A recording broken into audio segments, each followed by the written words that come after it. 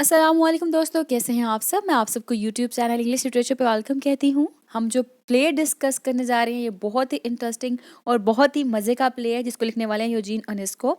इस प्ले का नाम है एमेडे। इसका एक और नाम है that is how to get rid of it. ठीक है, ये नेम सिंबॉलिक है, किस तरह से हम बाद में डिस्कस करते हैं। पहले थोड़ा सा जो हमारा प्ले है उसके की फैक्ट्स को डिस्कस कर लें। हमारा प्ले जो है नंबर 1 ये एक अब्सर्ड प्ले है, नंबर 2 एक कॉमेडी है। तो इसके ये दो जानरा हो गए। अब्सर्ड प्ले कौन सा प्ले होता है? वो प्ले जिसके अंदर मीनिंगलेस वर्ल्ड के अंदर मीनिंग फाइंड आउट करने की कोशिश की जाती है।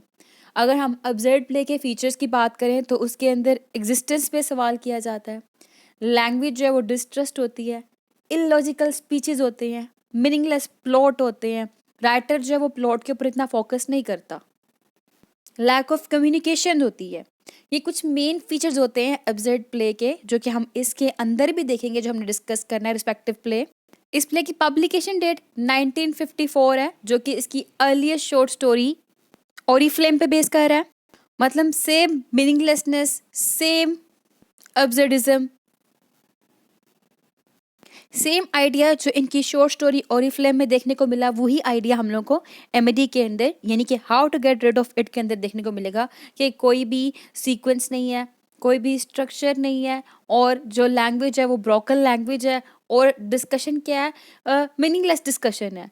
कोई भी कितने सिर पैर होना वो है ही नहीं है। Oriflame basically kind of flag होता है, एक झंडा होता है, एक बैनर होता है जो कि हवा में उड़ रहा होता है। उसके ऊपर गोल्डन कलर का लाइक गोल्डन स्टार बना होता है। ठीक है, मतलब वो झंडा क्या है, वो जो गोल्डन स्टार बना हुआ है एक बैनर के ऊपर और वो हवा में उड़ रहा है वो बैनर। तो ये क्या है, हवा में उड़ने वाला जो आइडिया है, दैट आइडिया जो है हम वो देखते हैं एमडी के अंदर कि एमडी भी at the end of the play हवा में उड़ेगा। एमिडी कौन है? ये हमारी स्टोरी का मेन कैरेक्टर है, प्रोटैगनिस्ट भी कह सकते हैं हम लोग। जो हमारा मेन कैरेक्टर है, हमारा प्ले शुरू इससे होगा और इसके गायब होने के बाद थोड़ी सी डिस्कशन दिखाई जाएगी और प्ले खत्म हो जाएगा। इसने एक क्राइम कमिट किया है और उस क्राइम की बेस पे 15 ईयर्स से ये लोग अपने घर के अंदर ही कैद हैं। ठीक है, तो इसीलिए टाइटल जो है वो हमारे करेक्टर के नेम के ऊपर रखा गया। तो एक टाइटल क्या हुआ, करेक्टर ओरिएंटेड टाइटल हो गया। And then how to get rid of it, कि जो क्राइम एमिडी ने कमिट किया था उस क्राइम की बेस पे ये 15 साल से अपने घर के अंदर कैद है। अब उस क्राइम से यानी कि जिस मुसीबत के अंदर फंसे हैं उससे कैसे बचना है, तो इसलिए सेकंड टाइटल है how to get rid of it. और इवन के राउंड अबाउट 2 to 3 या 4 पेजेस हैं जो कि इसी डिस्कशन के ऊपर चलते हैं कि इससे कैसे आज़ादी लेनी है, इससे कैसे बचना है, अब फंस गए हैं कैसे निकलना है इससे। अब वो क्या है, बेसिकली एक डेड बॉडी जो उन्होंने अपने घर के अंदर रखी हुई है और वो डेड बॉडी इनके घर के अंदर 15 साल से है। अब उससे छुटकारा कैसे हासिल करना है, ये जो है सारा का सारा स्टोरी इस पॉइंट के ऊपर इर्द गिर्द यानी कि इसके अराउंड रिवॉल्व कर रही है। जो डेड बॉडी इन्होंने घर पे रखी है, अब उससे इन्होंने निजात हासिल करनी है, बट हाउ। और यही सेंटर ऑफ डिस्कशन है। जैसे कि वेटिंग फॉर गोडो में गोडो आएगा, गोडो ने कब आना है, कैसे आना, गोडो कौन है, सारी डिस्कशन गोडो के ऊपर थी ना। यहाँ पे सारी डिस्कशन एक डेड बॉडी के ऊपर है कि इससे कैसे निजात हासिल करनी है, how to get rid of it. और वो डेड बॉडी जो है वो करप्शन को भी सिंबलाइज कर रही है।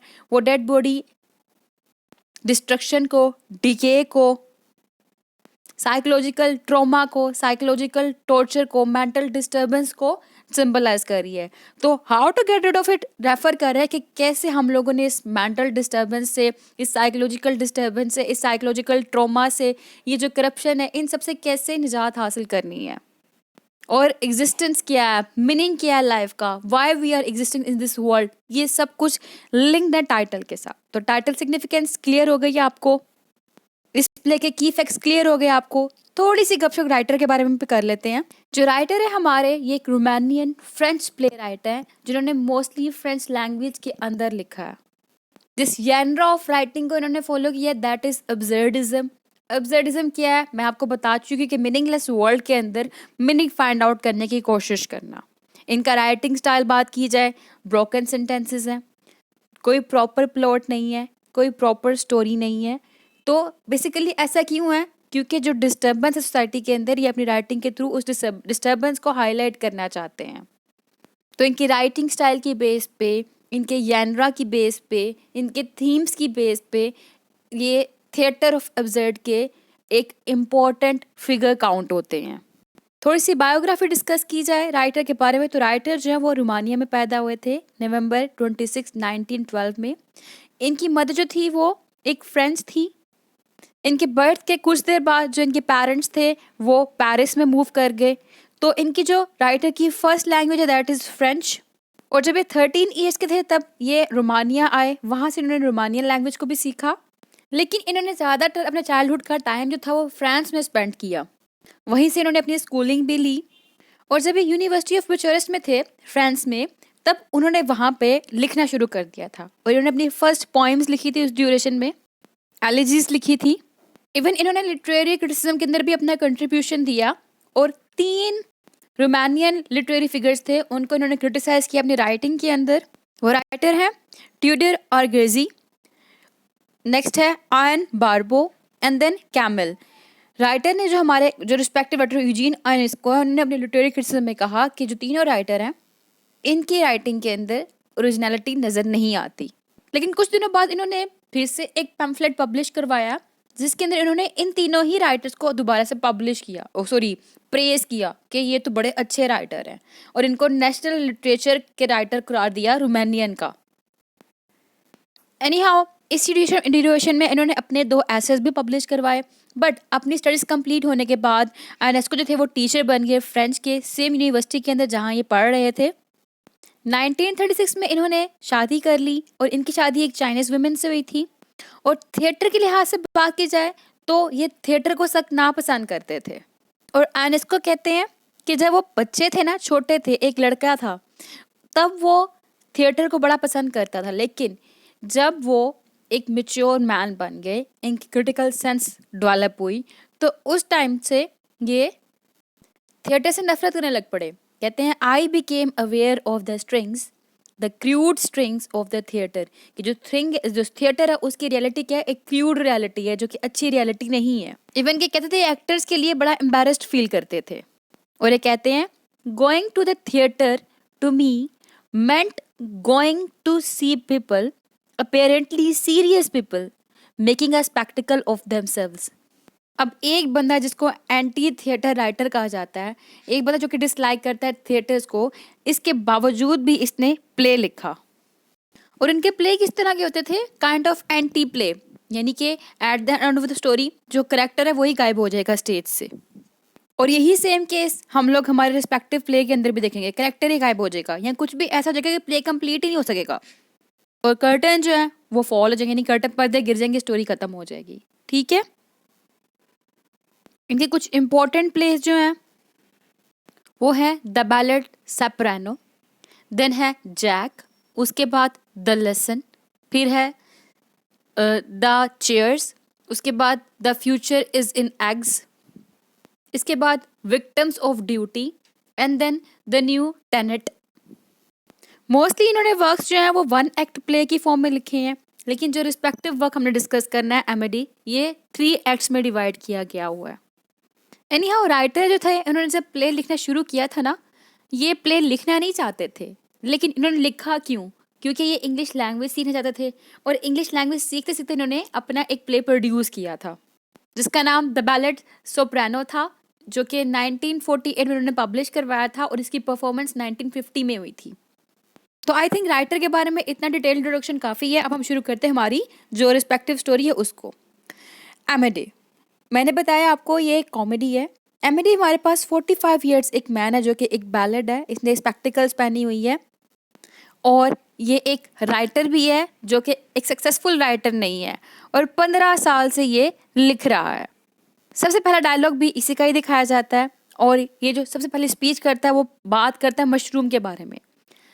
हम देखते हैं इनका जो अपार्टमेंट है उस अपार्टमेंट के अंदर मशरूम्स जो है वो उगना शुरू हो गए हैं और मशरूम जो है ये सिंबलाइज कर रहा है किसको, एक डेड बॉडी को। ठीक है, जैसे डेड बॉडी जो है वो ग्रो करती जाएगी वैसे वैसे मशरूम वहाँ पे उगते जाएंगे, ये अपने पॉइंट याद रखना है। एनी हाउ स्टोरी की तरफ वापस आते हैं। कहते हैं एमेडी, एमेडी एक 45 ईयर्स एक मैन है, एक ओल्ड मैन जो कि बैलेड है, उसने ग्लासेस पहनी हुई हैं और वो एक राइटर है और वो लिख रहा है 15 सालों से। और 15 सालों से उसने सिर्फ 2 लाइन्स लिखी हैं। इसकी वाइफ है मैडलीन, जो कि 45 ईयर्स की है। ये एक स्विच बोर्ड ऑपरेटर है, टेलीफोन कंपनी में काम करती है स्विच बोर्ड ऑपरेटर, जो कि डिफरेंट टेलीफोन्स लेके लोगों को गाइड करती है, असिस्ट करती है। ये एक नेगिंग क्रिएचर यानी कि ऐसी क्रिएचर है जो कि बहुत अपसेट है और पेनफुल कंडीशन में रह रही है। ये एक हार्ड लुकिंग और रफ टेम्पर्ड लेडी है और थ्रू एंड थ्रू स्टोरी में इनकी लड़ाई भी होती रहती है। अब जब शुरू हो गई स्टोरी एमिडी से, उसकी अपीयरेंस बता दी राइटर ने। राइटर कहता है एमिडी ना आवाज़ सुनता है अपने नेबर की और कंसियर्ज की। कंसियर्ज कहते हैं केयर टेकर को, वो बंदा जो आपके टूर्स वगैरह अरेंज करवाता है, ठीक है। तो अपने नेबर की और कंसियर्ज की आवाज़ें सुन रहा होता है एमिडी घर से। उसको घर से आवाज़ें आ रही होती बाहर, ठीक है। वो घर में बैठ के बाहर से आवाज़ें सुन रहा है और वो जो दोनों उसकी नेबर और जो कंसियर्ज जो दोनों डिस्कशन कर रहे होते हैं हॉलीडेज़ के बारे में, कि आपकी हॉलीडेज़ कैसी रही, वहाँ पे वेदर कैसा था, कैसा टाइम स्पेंड किया, सो ऑन। अब वो आवाज़ें सुन रहा है लेकिन वो खुद बाहर नहीं है, घर बैठ के आवाज़ें सुन रहा है, ठीक है। ये पॉइंट इंपॉर्टेंट है, घर में बैठ के सुन रहा है, ठीक है। अपने ये याद रखनी है बात। एमिडी जिस घर में है, जिस अपार्टमेंट में है, उस अपार्टमेंट के 2 डोर हैं, एक लेफ्ट डोर, एक राइट डोर। उस अपार्टमेंट के अंदर 2 रूम्स हैं। एमिडी जब ये आवाज़ें सुनता है, उनकी आवाज़ सुनने के बाद ये अचानक से एक मशरूम देखता है, इनके घर में जो एक मशरूम उगा है, और मशरूम देखने के फ़ौरन बाद ये अपनी वाइफ को आवाज़ मारता है, मैडलिन मैडलिन। उसको आवाज़ें मारता है। मैडलिन कहती है तुम, मैडलिन को ये कहता है कि तुम सारा वक्त अपना उस कमरे में मत गुजारो, वापस आ जाओ। ये उस कमरा लेफ्ट डोर वाली साइड पे है और उस कमरे को लेके इस पूरी स्टोरी के अंदर बहुत डिस्कशन होगी। और ये उस कमरे के अंदर है क्या, बेसिकली एक कॉप्स, एक डेड बॉडी है। और पूरी स्टोरी के अंदर इस डेड बॉडी के अबाउट हाउंटिंग डिस्कशन होती है, खौफनाक डिस्कशन होती रहती है। एनी हाउ मैडलिन वापस आती है और वो कहती है मैं वहाँ पे सफाई करने के लिए गई थी, तुम पता तो हमारे घर के अंदर कोई भी मेड नहीं है, तो सारे काम तो मुझे करने पड़ते हैं। उसका हस्बैंड कहता है तुम पूरे घर की सफाई करती हो लेकिन तुम उस कमरे में ज़्यादा देर लगा देती हो, उस कमरे में ज़्यादा देर मत लगाया करो। इन दोनों की बहुत ज़्यादा आर्ग्यूमेंट, बहुत ज़्यादा डिस्कशन, बहुत ज़्यादा बहस डिबेट होती है। एनी हाउ, तो अब इनके घर में कोई मेड नहीं है, सारे घर का काम जो है वो मैडलिन कर रही है। इसके अलावा मैडलिन जॉब भी कर रही है, इसका हस्बैंड घर पे ही होता है। 15 साल है घर पे, ये सारा काम घर में ही करना है। और इसकी जो वाइफ है मैडलिन, वो घर में जॉब किस तरह से कर रही है, वो एक स्विच ऑपरेटर के तौर पे स्विच बोर्ड कंपनी के अंदर एक टेलीफोन ऑपरेटर के तौर पे काम कर रही है। और वो काम कर करके इतना थक चुकी हुई है कि वो कहती है I am not myself any more, I am a slave. उसका हस्बैंड रिस्पॉन्स करता है slavery has been abolished my love. फिर आगे वाइफ कहती है I am not your love. आगे से उसका वाइफ कहता है slave belongs to the past. Wife कहती है I am a modern slave. तो यहाँ इनके डिस्कशन से पता लगता है कि इन दोनों का जो रिलेशनशिप है वो एक अच्छा रिलेशनशिप नहीं है। They both are not satisfied with each other and not spending their time happily. इतना पॉइंट क्लियर हुआ आपको कि अभी हमने क्या देखा कि हमारे पास एक पर्सन है एमिडी और उसकी वाइफ है Madeleine. They both are of same age. Madeleine जो है वो घर में काम कर रही है और घर का सफाई सुथरा भी वही करती है। और इनके जो लेफ़्ट डोर पे रूम है, उस रूम के अंदर मैडलिन ज़्यादा टाइम लगाती है क्योंकि मैडलिन डेड बॉडी को देखती रहती है। एमिडी जो है वो एक राइटर है जो कि लिखने की कोशिश कर रहा है 15 सालों से, और ये दोनों 15 सालों से अपने अपार्टमेंट के अंदर ही हैं, घर से बाहर नहीं गए। और मैडलिन थक चुकी हुई है अपनी रूटीन से, जबकि उसका हस्बैंड कुछ नहीं कर रहा, जो कुछ भी करना पड़ रहा है मैडलिन को ही कर रहा है और मैडलिन ही कर रही है। और मैडलिन जो जॉब करती है उसी जॉब के थ्रू वो अर्निंग करके घर को चला रहे हैं। चलाते कैसे वो आगे डिस्कस करेंगे हम। एनी हाउ, इसके बाद क्या होता है, ये दोनों इकट्ठे बैठे हैं और इनकी सेंटर ऑफ डिस्कशन जो है वो रूम है। वो रूम कौन सा है, जिसके अंदर कॉप है, जिसके अंदर वो कॉप्स के साथ यानी कि वो डेड बॉडी है। वो डेड बॉडी जो है उसके बारे में ये बहुत ज़्यादा प्री ऑक्युपाइड है, उसके बारे में बहुत ज़्यादा सोचते हैं, उसके बारे में बहुत ज़्यादा डिस्कशन करते हैं। जैसे कि मैंने कुछ कोटेशन कोट की है, it does not do you any good and it does not help. कि एमिडी को कहता है अपनी वाइफ को कि तुम उसके कमरे में इतनी देर तक मत बैठी रहा करो, ना तुम्हें इससे कोई फ़ायदा होगा, ना तुम्हारी कोई मदद करने वाली वो डेड बॉडी। और वो डेड बॉडी की क्या फीचर है, वो डेड बॉडी आहिस्ता आहिस्ता खुद ही अपने साइज़ को बढ़ाई जा रही है, ठीक है। 15 साल हो गए एक रूम के अंदर है और वो आहिस्ता आहिस्ता बड़ी होती जा रही है, ग्रो होती जा रही है। जैसे कि I was only looking to see if he had grown, you had almost think he had a little. ये कहती मैं सिर्फ देख रही थी क्या वो बड़ा हो गया, कि वो तो बड़ा हो रहा है, वाकई वो काफ़ी बड़ा हो चुका हुआ है, ठीक है। अ लिटिल थोड़ा सा और बड़ा हो गया, मतलब ग्रो हो रहा है आहिस्ता आहिस्ता। कौन, वो dead body. Note since yesterday और at least note that you had notice कि कल से तो नहीं, या फिर जब से तुमने नोटिस किया तब से तो नहीं इसकी डेड बॉडी की साइज जो है वो इंक्रीज हुआ था। मतलब इनके पास बात करने को कुछ है ही नहीं, फजूल मीनिंगलेस टॉक है इनकी। साइकोलॉजिकली मेंटली डिस्टर्ब पीपल दिखाए गए हैं ये। और सेंटेंस का स्ट्रक्चर भी देखें आप कि कोई प्रॉपर स्ट्रक्चर नहीं है। राइटर क्या कर रहा है, कभी थ्री डॉट्स, ठीक है, सेंटेंस को तोड़ रहा है, सेंटेंस को तोड़ के उनको लिख रहा है, जो कि अगेन फीचर है किसका, अब्सर्डिज्म का, कि मीनिंगलेस टॉक। उसके अलावा no proper sentence, broken sentences. और ये डिस्कशन किसके बारे में करें अभी, डेड बॉडी के बारे में करें कि वो ऐसी है, वो बड़ी हो रही है, वो और ग्रो हो गई है, मशरूम और आने लग पड़े हैं, वगैरह वगैरह।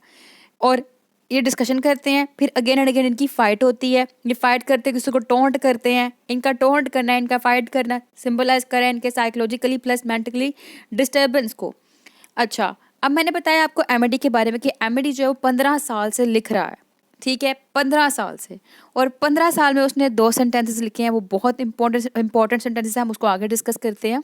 वो अपनी राइटिंग प्रोसेस को कंप्लीट नहीं कर पा रहा, तो इसकी वाइफ उसको टोंट करती है उस चीज़ पे, कहती तुम स्ट्रगल करो, तुम काम करो, तुम क्यों नहीं काम करते हो। तो वो कहता है I have no inspiration, the life we are leading it is not exactly the right atmosphere. कहता है जिस जिस तरह की ज़िंदगी हम गुजार रहे हैं ना, ये एक अच्छा एटमोसफेयर नहीं है। कहता है I feel so tired, worn out, heavy. I feel sleepy all the time. कहते हैं मैं बहुत थका हुआ महसूस करता हूँ, मैं हर टाइम ऐसा महसूस करता हूँ जैसे मुझे नींद आई हुई है। आगे से उसकी वाइफ कहती है तो तुम सारा दिन सोते ही तो रहते हो। मतलब सही जैसे मियाँ बीवी की तू मैं होती है ना, यहाँ पे वही कुछ दिखाया गया हुआ है कि हस्बैंड कुछ भी बात करता है तो वाइफ उसको आगे से सही बीवी वाला रिस्पॉन्स करती है, क्योंकि ये सारा दिन सोया रहता है फिर भी कहता है मुझे बहुत नींद आ रही है। और ऐसी बातें क्यों दिखाई गई, क्योंकि ये इसका genre कॉमेडी है और एक अब्सर्ड प्ले है। एनी हाउ जो मैडलिन है उसको काफ़ी ज़्यादा मेहनत करनी पड़ती है। वो कहती है आई गो ऑन वर्किंग, मतलब सिर्फ और सिर्फ वो काम काम काम, वो वाला इसका हाल है। अचानक अचानक क्या होता है, मतलब फ़ोन आ गया तो उसको फ़ोन उठा के ऑपरेट करना है, लोगों को गाइड करना है, ये सब कुछ। और कहते तुम्हारी आदत क्या है, तुम ईट ड्रिंक एंड स्लीप, यही तुम्हारी आदतें हैं। इवन जब उसकी वाइफ कहती तुमने शराब बहुत पी है, तुमने बहुत ज़्यादा ड्रिंकिंग की है, तो वो कहता है नहीं मैं तो सिर्फ टमाटो जूस पीता हूँ। और जब काम की बात आ जाए तो वो कोई ना कोई एक्सक्यूज़ देता रहता है। और ये लोग बात करते करते क्या है, अचानक इनकी बात किसी और टॉपिक पे हो रही होती है, फिर टॉपिक चेंज करने लग पड़ते हैं। अभी ये बात कर रहे थे किसकी, सोने की, खाने की और पीने की, अचानक इनकी बात किस पे शिफ्ट हो जाएगी, डेड बॉडी के बारे में।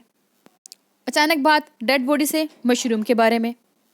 तो वो कहती है मैंने घर में मशरूम देखे, वो 50 थे उस रूम के अंदर, 50 मशरूम, इतने ज़्यादा। और वो सारे के सारे मशरूम कैसे हैं, पॉइजनस हैं, ठीक है, यानी कि करप्ट मशरूम, करप्शन को सिंबलाइज कर रहे हैं, डिके को सिंबलाइज कर रहे हैं, रूटलेसनेस, एमलेसनेस, होपलेसनेस को सिंबलाइज कर रहे हैं। और कोई चीज़ जो कि सदियों से पड़ी हो, बहुत पुरानी चीज़ पड़ी हो, बड़े बड़े ख़राब हो जाती है ना, उसको सिंबलाइज करें, यानी कि वो डेड बॉडी का सिंबल है मशरूम। तो आगे से जो हमारे पास एमएडी है वो कहते हैं नहीं कल तो 47 थे, तो कहती है 50 हो चुके हैं, मतलब मीनिंगलेस टॉक, अब्जर्व टॉक है इनकी। और मशरूम आहिस्ता आहिस्ता फैलते जा रहे हैं। और जब वाइफ ये क्लेम करती है और कंप्लेन करती है कि फैलते जा रहे हैं, आगे से उसका हस्बैंड कहता है वो क्या पता ये चीज़ बड़ी अच्छी हो, इनके फैलना हमारे लिए फ़ायदेमंद साबित हो, और ये इसलिए फैल रहे हो कि इससे मकड़ी ना आए, मकड़ी ख़त्म हो जाए, मकड़ी का आना तो बुरा होता है ना, तो ये मशरूम मकड़ी को मार देंगे क्योंकि ये पॉइजनस है। तो उसकी वाइफ कहती है क्या तुमने कभी घर में ज़मीन के ऊपर मशरूम उगते हुए देखे हैं। तो आगे से कहता है कि हाँ गांव में होते थे, गांव में घरों के अंदर बड़े मशरूम उगा करते थे। तो उसकी वाइफ कहती है पेरिस के अंदर तो नहीं। इसके अंदर जो सेटिंग प्लेस के लिए आज से दिखाई गई दैट इज पेरिस। तो अब इनका अपार्टमेंट पेरिस में है, तो पेरिस के अंदर मतलब इनके घर के अंदर पेरिस में क्या हो रहा है जी, मशरूम उग रहे हैं। अब पता लगता है, ये कहती है we never go out, we never visit anyone, we are living shut up here for 15 years, कि 15 साल से ये लोग इसी घर के अंदर बंद है। और क्यों बंद है, वो लेफ्ट हैंड डोर की वजह से। मैंने यहाँ पे लिखा है उसकी वजह, उसकी वजह क्या है, जस्ट बिकॉज ऑफ हिम। वो हिम कौन है, डेड बॉडी। मैंने तो आपको शुरू में बता दी ना कि डेड बॉडी के बारे में डिस्कशन हो रही होती है, लेकिन जब हम टेक्स्ट पढ़ते हैं, टेक्स्ट में इन्होंने राइटर ने शुरू में सस्पेंस क्रिएट किया हुआ है। शुरू में राइटर ने नहीं बताया कि डेड बॉडी है उस रूम के, उनके घर के अंदर एक कॉप्स है वगैरह वगैरह, बस ये लेफ्ट हैंड डोर या उसकी तरफ ऐसे इशारा करते थे। एनी हाउ इनकी ये बातें हो जाती हैं। इन बातों के बाद मैडलिन दोबारा अपने काम करने के लिए चल जाती है। अब मैडलिन का काम शुरू हो गया है। काम कहाँ कर रही है, वो स्विच बोर्ड कंपनी में काम कर रही है, टेलीफोन ऑपरेटर के तौर पे। दूसरी तरफ जो एमिडी है वो भी अपने लिखने के लिए बैठ जाता है, और वो क्या करता है, जो उसने लिखा होता है 15 साल के अंदर उसको दोबारा दोबारा पढ़ता है। हम देखते हैं स्टोरी में पैरेलल सीन दिखाया गया है, एक तरफ मैडलिन वो जो है वो फिर से कॉल उठा रही है, दूसरी तरफ जो एमिडी है वो फिर से अपना लिखा हुआ पढ़ रहा है, फिर मैडलिन कॉल उठा रही है, फिर एमिडी जो है वो अपना लिखा हुआ पढ़ रहा है। मैडलिन डिफरेंट लोगों को इस ड्यूरेशन में डील करती है, जबकि जो एमिडी है वो उसने जो लिखा होता है उसको बार बार पढ़ता रहता है। और उसने लिखा क्या है, old women, do you think it will do. आगे से ओल्ड मैन कहता है, it would not do by itself. ये लिखा है, ये 2 लाइंस लिखी हैं एमिडी ने पूरे 15 सालों के अंदर। और अब जिस दौरान में मैडलिन अपनी ड्यूटी को परफॉर्म कर रही है, रिस्पॉन्सिबिलिटी को परफॉर्म कर रही है अगेन एंड अगेन अपनी जॉब के ऊपर, जो उसकी ड्यूटी है कॉल ऑपरेटर के तौर पे काम करना, डील करिए लोगों को। और वो जितना टाइम डील करती है, जितने आवर्स स्पेंड करे वहाँ पे, ये उन घंटों में बार बार यही पढ़ता रहता है, इसको read read and again read करता रहता है। उसके बाद दोबारा फिर से दोनों इकट्ठे होते हैं, और इकट्ठे होके इनकी डिस्कशन क्या है, फिर से उस कॉप्स के बारे में शुरू होती है। The dead grow old faster than the living, everyone knows that. ठीक है, इंपॉर्टेंट कोटेशन है कि जो डेड है वो ज़्यादा ग्रो कर रहा है, ज़्यादा जल्दी ग्रो कर रहा है एक लिविंग बीइंग के मुकाबले में। फिर से इनकी अब्जर्ड टॉक दिखाई गई है। जो एमेडी है वो कहता है कि इसके तो नाखून बड़े हो गए हैं, और इसके नाखून इतने बड़े हो गए हैं कि इसके जूते छोटे पड़ गए हैं। फिर आगे से उसकी बीवी कहती है, अगर तुम्हारे पास पैसे हैं तो उसको फिर उसको नई जूती ले दो ना तुम। फिर एमेडी कहता है, मैं उसको नई जूती क्यों लेके दूं, मैं उसको अपनी जूती दे देता हूँ। फिर वो कहता है, नहीं मैं अपनी नहीं दूंगा, मेरे पास तो खुद एक जूती है। एनी हाउ, इस बहस के बाद मैडलिन फिर से काम करने जाती है, और काम करने से पहले उसको लगता है कि उसका शोहर कोई ना कोई बहाने बनाता रहता है, तो अपने शोहर को कहती है कि तुम लेम एक्सक्यूजेस मत दो, गो एंड राइट, जाओ जाके लिखो। इसका हस्बैंड डांट खाने के बाद सीधा हो जाता है, फिर से शरीफ होकर बैठ के वो अपने लिखा हुआ स्क्रिप्ट को उठाता है और पढ़ता है, और उस पर वो बार बार जो उसने लिखा हुआ था उसको पढ़ना शुरू कर देता है, वही ओल्ड वुमेन और ओल्ड मैन वाली लाइन। मैडलिन जो है वो फिर से कॉल्स वगैरह अटेंड करना शुरू कर देती है, लोगों को डील कर रही होती है। और इसकी फिर वापस आती है तो बहस होती है कि बास्केट लो जाके खाना लेके आओ, खाने के लिए घर में कुछ नहीं है, और सारी डिस्कशन फिर खाने के ऊपर चलती है कि घर में खाना खत्म हो चुका हुआ है वगैरह वगैरह। और जब इसको कहती है बीवी बास्केट लो और जाके खाना लेके आओ, तो वो बास्केट लेने के लिए उस कॉर्प्स के, उस डेड मैन के रूम में जाता है। जब वहाँ जा रहा होता है, बीवी उसको फिर डांटती कि तुम वहाँ पे क्यों जा रहे हो, वहाँ नहीं जाना है, जो मैंने बास्केट है वो मेज़ के नीचे रखी हुई है। एनी हाउ, वो फिर मेज़ के नीचे से बास्केट निकालता है, उसको रस्सी बांध कर वो खिड़की से बाहर फेंकता है, और वहाँ से अपना सामान वो लेता है। मतलब ये घर का कुछ जो सामान था, मैंने बताया ना, आगे जाके बताऊंगी, वो घर का खाने पीने का सामान लेने के लिए भी घर से बाहर नहीं जाते थे, इवन के खिड़की से, विंडो से एक बास्केट बाहर फेंकते थे, और वहाँ से अपना सामान लेके वो उस बास्केट को वापस लेते थे। मतलब लोगों से वहाँ से इनकी डीलिंग चल रही थी। तो क्या है, यहाँ पे जो कनेक्शन है आउटसाइड वर्ल्ड से वो कट ऑफ है, कम्युनिकेशन गैप दिखाया गया है, जैसे कि अब्सर्ड थिएटर में होता है। और इसके अलावा ये फीचर्स किसके थे, ये वर्ल्ड वॉर 2 के बाद शुरू हुए थे, वर्ल्ड वॉर के बाद शुरू हुए थे, और ये इसी के आउटकम में, इसी के नतीजे में हमारे पास अब्सर्डिज्म की फिलोसफी आई थी जब वॉर्स हुई थी। वॉर्स के बाद जब लोगों के अंदर कम्युनिकेशन गैप आ गया था, लैक ऑफ कम्युनिकेशन आ गई थी, वो सब कुछ। एनी हाउ, अभी हमने देखा उसने रस्सी बांधी, टोकरी बाहर फेंकी, टोकरी में सामान लिया और वापस खींच लिया। अब हुआ क्या, 12 बज गए, मैडलिन फारिग हो गई। अब मैडलिन देखती कि उसका हस्बैंड जो है वो चीज़ लेके आया है, जो चीज़ यानी कि चीज़ CHEESE वाला चीज़, जो चीज़ इसका हस्बैंड लेके आया है ना, मैडलिन को बड़ा गुस्सा आता है कि वो तो चीज़ वो पसंद नहीं करती। इनकी इस चीज़ के ऊपर भी डिबेट शुरू हो जाती है, क्रिटिसाइज़ करती है ये काफ़ी ज़्यादा इसको। और एनी हाउ, इस बहस के बाद टॉपिक चेंज, अब वो बात करें फिर से कॉप्स के ऊपर। मैंने बताया ना सेंट्रल डिस्कशन क्या है इनकी, ये डेड बॉडी। तो मैडलिन और ये जो उसका हस्बैंड है दोनों टेंशन में होते हैं ना।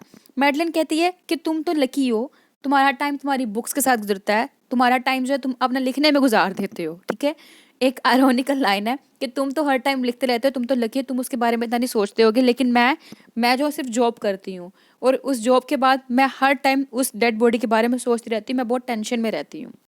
तो आगे से उसका हस्बैंड कहता है, हाँ मैं तो भाई हर टाइम लिखने में गुजारता हूँ, तो मैं इतना नहीं सोचता उसको।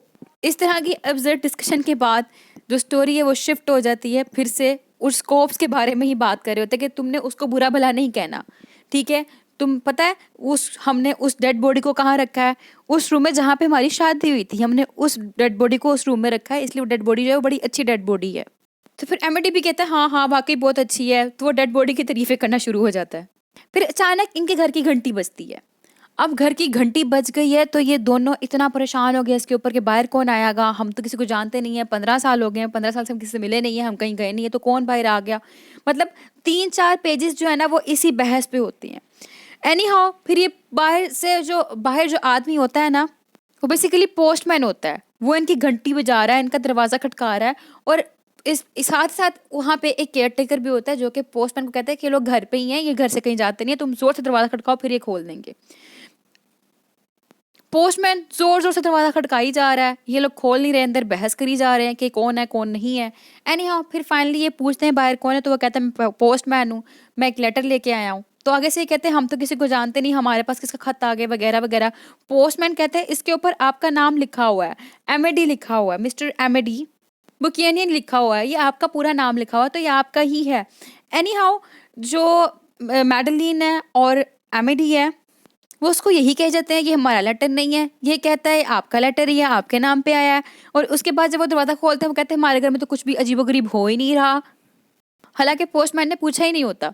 फिर भी अगर आपने फैमिली फ्रेंड ड्रामा देखा हो तो उसमें एक लड़का था, वो सारा कुछ हम ये तो नहीं कर रहे करके सब कुछ बताया जाता था ना, ये बिल्कुल वैसे ही कि हमने घर में कुछ भी नहीं छुपाया हुआ, हम तो कुछ भी नहीं कर रहे, हम तो 15 साल घर से बाहर एवं ही नहीं निकले, ये तो हमारी मर्जी है। इस तरह करते करते जो जो चीज़ें इन्होंने चोरी हिडन वे में रखी होती हैं अपनी बातें बताई जाते हैं। आगे से पोस्टमैन जो है ना वो कोई भी रिएक्शन नहीं देता, क्योंकि पोस्टमैन तो पूछ भी नहीं रहा था उनसे, खुद ही बताए जा रहे थे। और फिर भी पोस्टमैन कहता है बार बार ये आपका लेटर है, और ये कहते हैं हमारा लेटर नहीं है। फिर उसके बाद मिस्टर एमेडी जो है वो क्या लॉजिक देते हैं, मैंने सामने कोटेशन डाली स्क्रीन पे देख लें आप। कहते हैं I am not Amedee Buccinioni but I am, ये स्पेलिंग चेंज करके कैपिटल और स्मॉल लेटर में लिख के कहता है मैं ये हूँ। कहता है मैं 29 जनरल रोड्स पे नहीं रहता, बल्कि मैं 29 जनरल रोड्स पे रहता हूँ।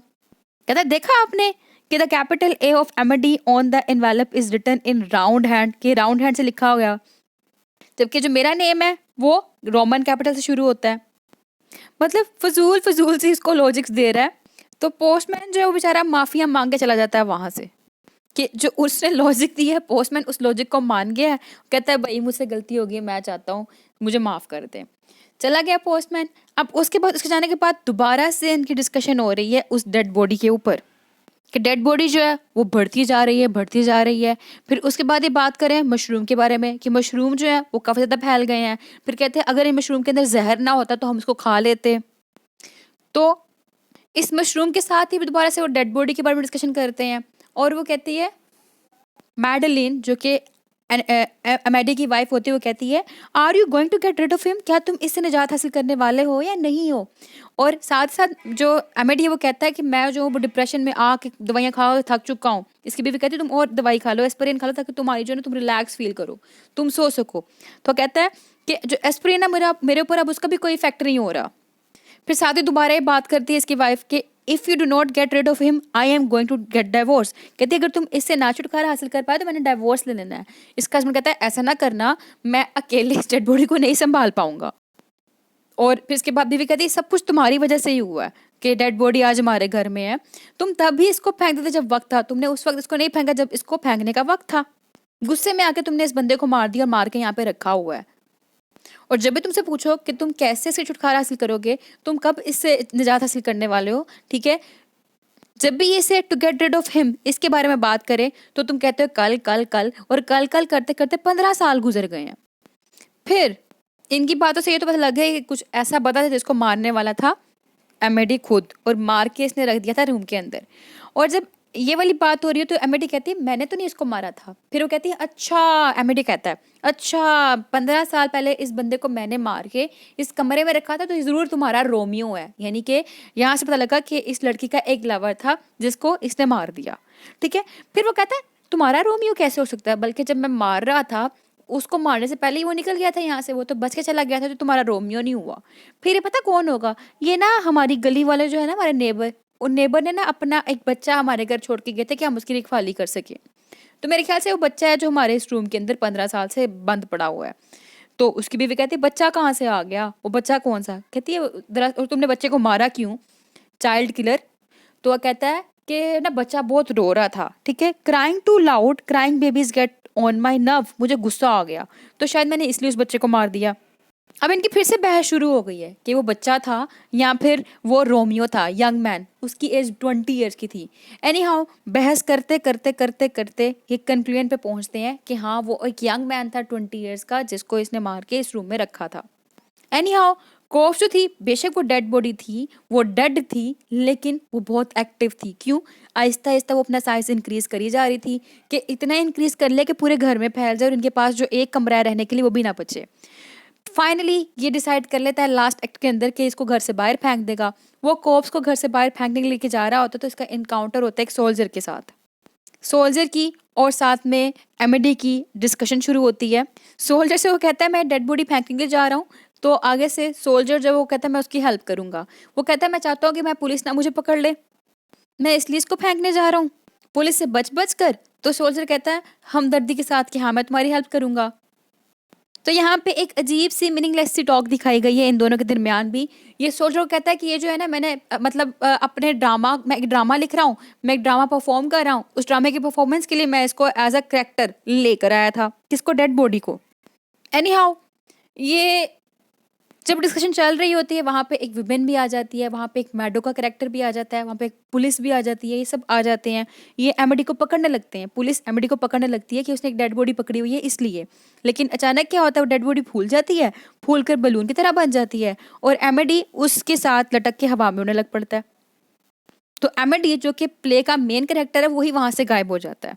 अब जब ये हवा में उड़ रहा है तो एमिडी हवा में उड़ते उड़ते एक स्पीच कर रहा है, लेडीज एंड जेंटलमैन मुझे माफ कर दें, आई अपोलॉजीज अपोलॉजीज बार बार ये बोल रहा होता है, ठीक है, और फ्लाइंग किसेस कर रहा होता है। यहाँ पे राइटर ने पूरा कॉमिक सीन दिखाया, आप इसके टेक्स्ट लास्ट भी पढ़िएगा, यहाँ से टेक्स्ट जो है ना बड़ी इंटरेस्टिंग और बड़ी फनी भी है। एमिडी हवा में उड़ रहा है और खुद जानबूझ के नहीं उड़ रहा, तो उसके पीछे बीवी उसको आवाजें मारी कि तुम नीचे आ जाओ, तुम नीचे आ जाओ। पुलिस वाले उसको धमकियां लगा रहे हैं, इवन के हवा में उड़ते उड़ते उसका एक जूता नीचे गिर गया तो पुलिस वाला धमकी लगा के कह रहा है कि अपना दूसरा जूता भी नीचे फेंक दो। और जिस ड्यूरेशन में ये सब कुछ हो रहा है साथ साथ पैरेलल एक और स्टोरी दिखाई जा रही है कि लोग आपस में गपशप कर रहे हैं कि चलो आओ बैठ के हम ना वाइन पीते हैं। फुल इंटेंस सिचुएशन बनी हुई है कि इसका हस्बैंड मैडलिन का वो हवा में उड़ रहा है। मैडलिन कहती है कि नहीं नहीं मुझे प्यास नहीं लगी, वो फिर अपने हस्बैंड को आवाज़ें मारी जा रही कि नीचे आ जाओ नीचे आ जाओ, मैं कभी दूसरी शादी नहीं करूंगी। और एमिडी बार बार यही कहा जा रहा है कि मैं जब ऊपर जा रहा हूँ आसमान की तरफ तो मैं खुद पर्पसफुली नहीं जा रहा हूँ, मुझे ये जो बैलून है ये लेके जा रहा है, लेकिन यहाँ पे नीचे पुलिस भी उसको धमकी लगा रहा है और सोल्जर्स और वुमेन और जो वहाँ पे एक करेक्टर है मैंने बताया मैडो का, वो सारे इकट्ठे आपस में बैठकर गपशप मारी जा रहे हैं। और तब सर कमेंटिंग कर रहे हैं एमिडी के ऊपर कि अब ऊपर जा रहा है, अब इधर हो रहा है, अब उधर हो रहा है। और इवन के जो इसकी वाइफ होती है मैडलिन वो कहती है Amedee you have not even finish your play, कि तूने अभी तक प्ले खत्म नहीं किया, तुम पहले ही जा रहे हो, तुम वापस आ जाओ।